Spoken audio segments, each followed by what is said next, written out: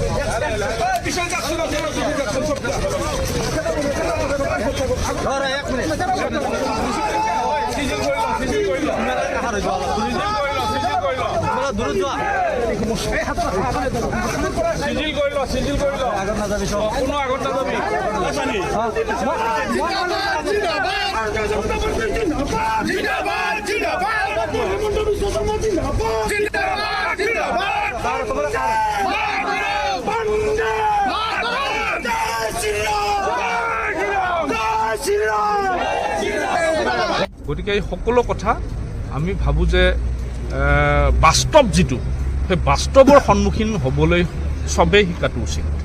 বাস্তৱৰ লগত সম্পৰ্ক ৰাখিহে এনে সিদ্ধান্ত লৈছোঁ আৰু সেইকাৰণে অসমৰ ৰাইজৰ আমি সহযোগ বিচাৰিছোঁ।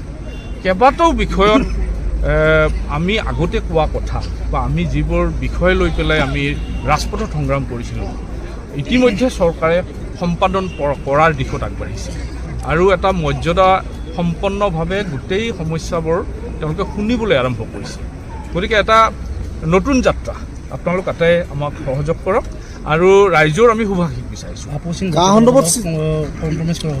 নহয়, ইয়াত জাতীয়তাবাদী ৰাজনৈতিক দল বা জাতীয় ৰাজনৈতিক দল বিজেপি চৰকাৰৰ অংশীদাৰত্ব লৈ জাতীয়তাবাদী ভাৱধাৰাৰে আগবাঢ়ি গৈ আছে আৰু অসমীয়া প্ৰতিটো জাতি জনগোষ্ঠী ভাষা ভাষী ধৰ্মাৱলম্বী লোকৰ উন্নয়নৰ কাৰণে কাম কাজ কৰি আছে আৰু একেদৰে আমিও ভাবোঁ যে তেনে এক দায়িত্ব মূৰ পাতি লৈ আগলৈ কাম কৰি যাম।